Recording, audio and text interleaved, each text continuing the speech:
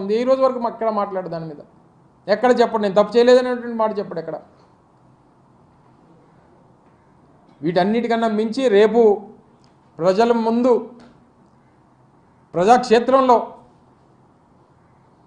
ప్రజలు నిర్ణయిస్తారు. సరే, న్యాయస్థానం, ఈ ప్రొసీజర్స్, ఈ చట్టాలు, మనకున్నటువంటి ప్రక్రియలు ఇవన్నీ సాగుతూ ఉంటాయి. ఎండ్ ఆఫ్ ది డే ప్రజలు చంద్రబాబు నాయుడు చేసినటువంటి తప్పుని గమనిస్తూ ఉన్నారు.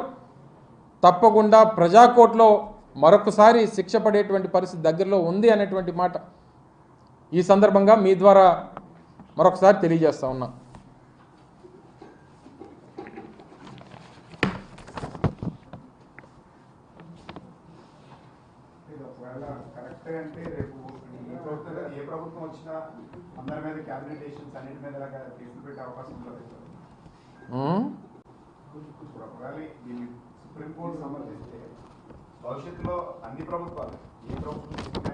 అంటే ఇప్పుడు మీరు అనేది ఏంటంటే, ఏబిఎన్ చెప్పేది ఏంటంటే, క్యాబినెట్లో చేసినటువంటి నిర్ణయాన్ని చంద్రబాబు నాయుడు గారు అమలు చేశారు, సో దాన్ని మీరు తప్పుపడుతున్నారు అనేటువంటి అభిప్రాయాన్ని మీరు వ్యక్తపరుస్తున్నారు.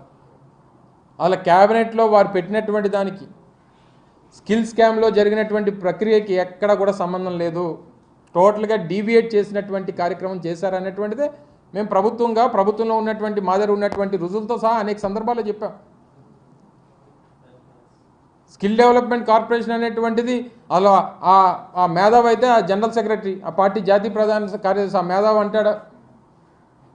అసలు కార్పొరేషన్కి సంబంధించి అసలు క్యాబినెట్కి కానీ లేదా మంత్రులకు కానీ అసలు అలా ఆ ప్రొసీజరే ఉండదు. అసలు వాళ్ళ దాని ప్రకారం ప్రొసీజర్ ప్రకారం వాళ్ళ ఫైల్ కూడా రావన్నటువంటి మాట చెప్తా ఉన్నాడు. ఆయన మంత్రిగా పనిచేశాడు, 2.5 సంవత్సరాలు మంత్రిగా పనిచేశాడు ఆయన.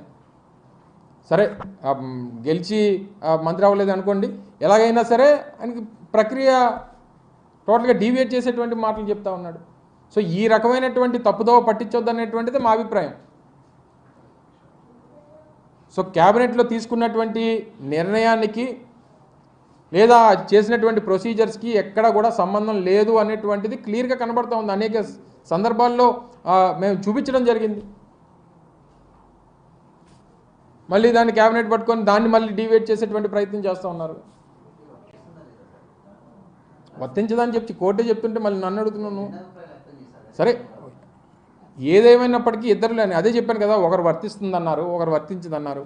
కాకపోతే జరిగినటువంటి ప్రక్రియ రిమాండ్కి తీసుకోవడం కానీ లేదా విచారించడం కానీ లేకపోతే ఆయన్ని జైల్లో పెట్టడానికి సంబంధించి ఇద్దరు కామన్గా వారు అంగీకరించారు.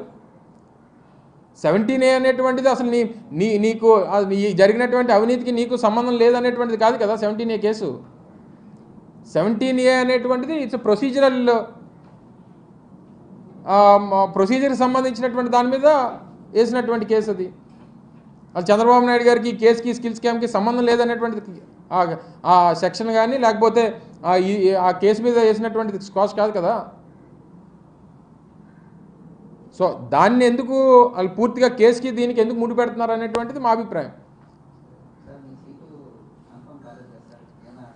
ఎందుకు మీకెందుకు గౌరవపడుతుంది, మీరెందుకు గౌరవపడుతున్నారు? నాకు లేని గౌరవం మీకెందుకు? 3 కాకపోతే 4, 4 కాకపోతే 5, లేకపోతే వాళ్ళ సీట్ లేకపోతే పార్టీకి పనిచేస్తారు. మొదటి నుంచి చెప్తున్నాను కదా, మీకెందుకు నా గురించి గౌరవం మీకు? అంతే కదా. కొత్త పార్టీలు కొత్త వాళ్ళు అందరూ వస్తున్నారు కదా, వాళ్ళందరూ చూస్తున్నాం కదా. వాళ్ళు ఏమని ఏపీపీ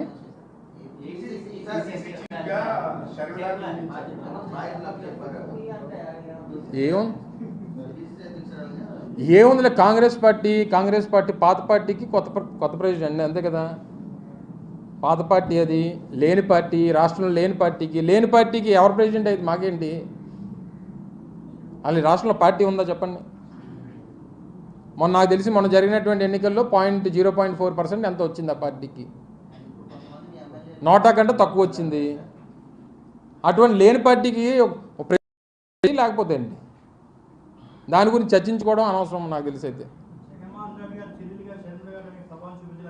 ఎందుకు జగన్మోహన్ రెడ్డి గారు ఇప్పుడు చంద్రబాబు నాయుడు గారు అన్నదమ్ములు ఉన్నారు, చాలామందికి ఉన్నారు. మోడీ గారికి ఉండుంటారు నాకు తెలిసి. అందరికి ఉన్న వాళ్ళు అందరూ ప్రధానమంత్రులను లేకపోతే అందరూ రాష్ట్రపతులు అయిపోతారు కదా మరి అలాగైతే.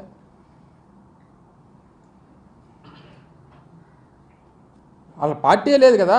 కాంగ్రెస్ పార్టీ అనేటువంటిది ఈ రాష్ట్రంలో ఆంధ్రప్రదేశ్లో కాంగ్రెస్ పార్టీకి ఓటు కానిగా సీటు సంగతి పక్కన పెట్టండి, ఓటేసిన లేడు.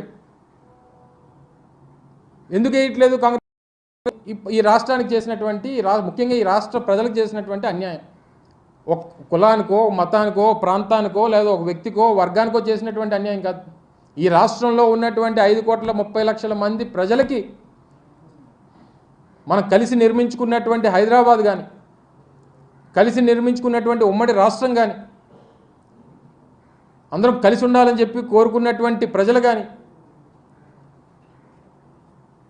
వీరి తాలూకు ఆలోచనల్ని నమ్మకాలని భవిష్యత్తుని అడ్డంగా గొడ్డలతో నరిగినటువంటి పార్టీ కాంగ్రెస్ పార్టీ. మరి అటువంటి పార్టీ అసలు ఈ రాష్ట్రంలో ఉండకూడదని కానీ ఆ జెండా కనబడకూడదు అనేటువంటిది ఈ రాష్ట్ర ప్రజల ఆలోచన. అలాగే కనబడట్లేదు. అటువంటి లేని పార్టీకి ఎవరు ప్రెసిడెంట్ అయితే మేమేం పట్టించుకుంటాం, మాకేం సంబంధం అంటున్నాను.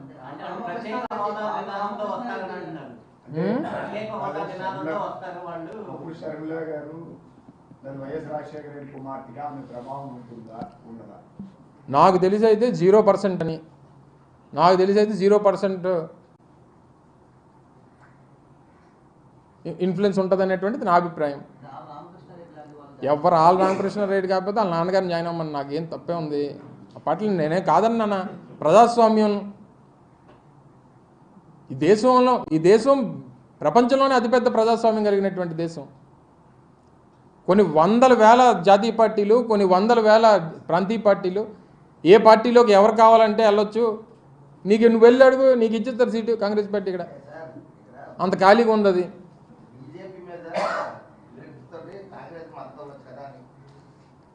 బీజేపీ మీద విరక్తుందా? సర్లే, ఎవరి మీద అలా కదమ్మా. రేపు 10 మంది పోటీ చేస్తారు, 10 మందికి వేయలేవు కదా నువ్వు ఓటు. ఎవరికో ఒకరికే కదా వేయగలవు. ఓటు అనేది నువ్వు ఒకసారి నొక్కగలవు కదా బటనం.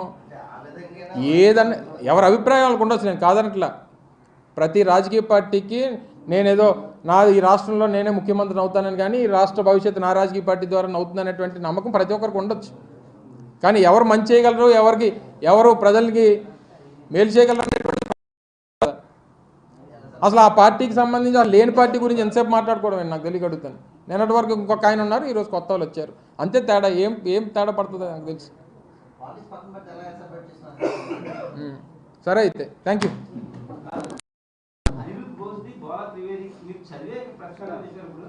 నువ్వు ఎక్కడ నువ్వు మీ టీవీ అలా కాదు. నేను చూసే చదివాను కానీ చూసే మాట్లాడతాను కానీ నీ టీవీలో ఏం చూపించావు చెప్పు ముందు. నీ టీవీలో మీరు చూసి చెప్పారా, లేకపోతే ఆయన ఇంకా అనిరుద్ధ్ బోస్ కానీ లేకపోతే బాల త్రివేది కానీ వాళ్ళిద్దరు చెప్పకముందే చెప్పేశారు మీరు తీర్పులు. మరి మీ